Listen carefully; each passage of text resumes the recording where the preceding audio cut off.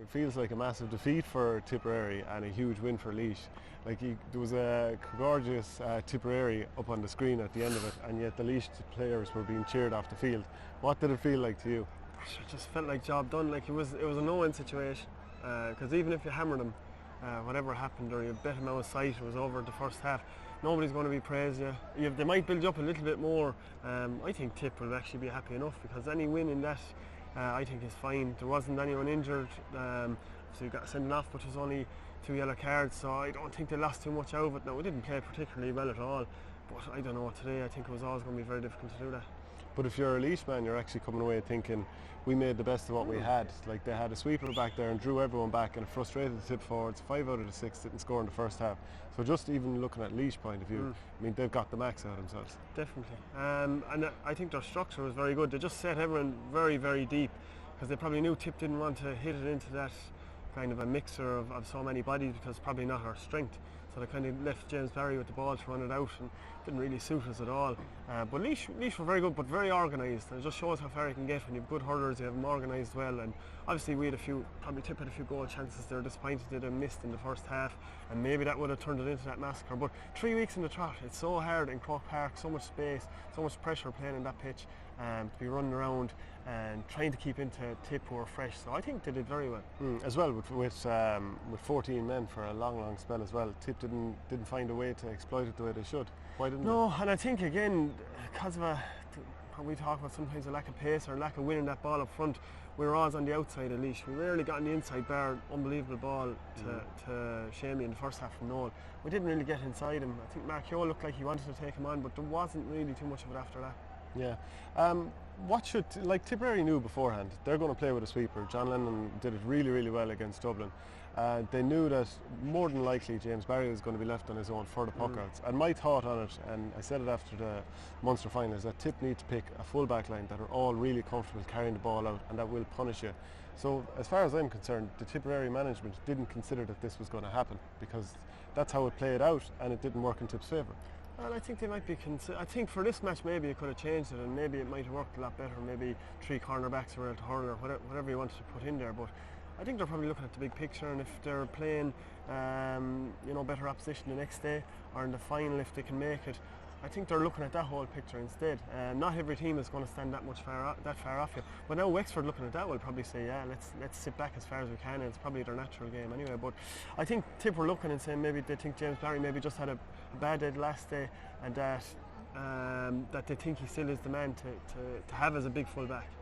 Because I think no matter what, against both Wexford and, assuming Tipperary beat Wexford, which is anything but guaranteed, Tipp are going to need to find a way to work the ball out from the back again. So I think no matter what, this thing is going to come home to roost again if you don't have guys who can work it out from the back. Sure, Limerick kind of set that up the last day. They left the ball to full back line and said, come and try and beat us. So I think in the half back line you have Brendan Maher, who's well out. You saw him again today. He's probably one of our only backs able to take a man on, stand him up and take him on and draw it out. So I think we need to get him involved in that out the pitch. And look, it's going to be hard decisions. They brought off James Barry today now. Mikey Green came in, didn't probably perform as well as he wanted to.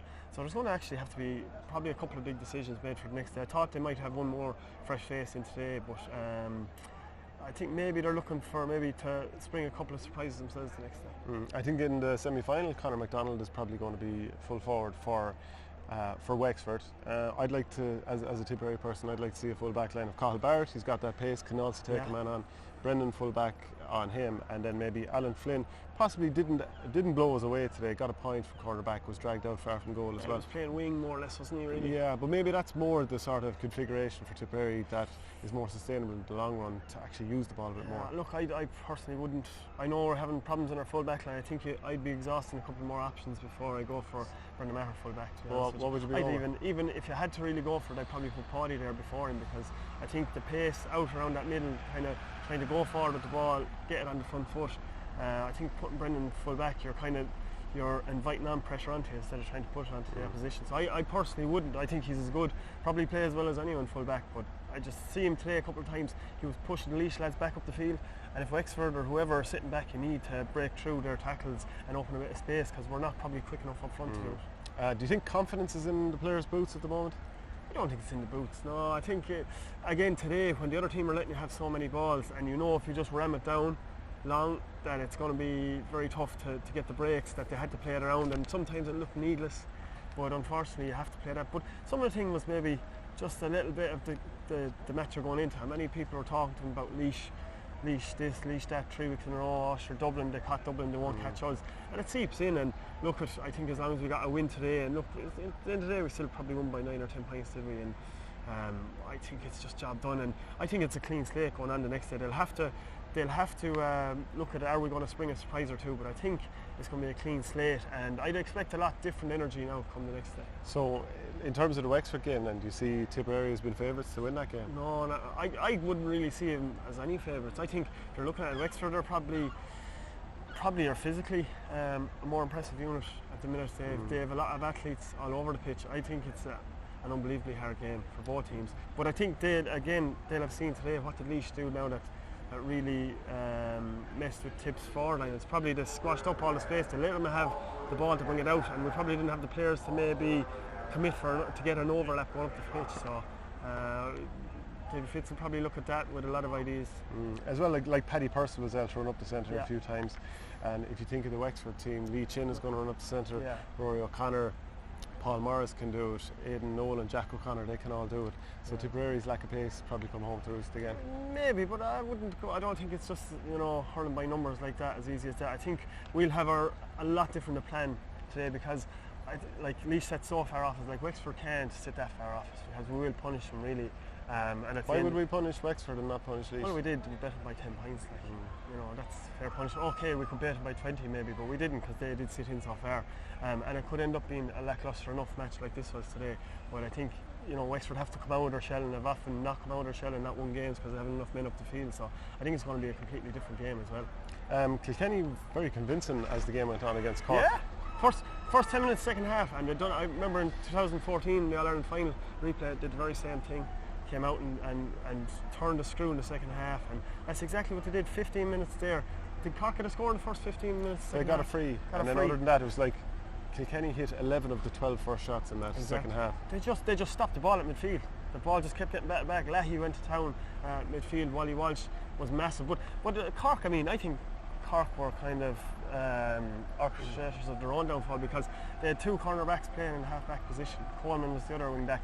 Like, I know you have to mark men, and Wally's a big man, but I think at times you have to trust. TJ Reid has to be marked, but you have to trust your cornerback, or put the full-back out on Wally Walsh. Like, you have 2 wing backs, and so you're wondering then how can't you get ball into Hoggy and Cadigan. But you need that platform. It's not just about marking your man in those areas. Yeah, and like, do you know the way you were talking about when Kilkenny come out with this ferocious work rate and blow you out?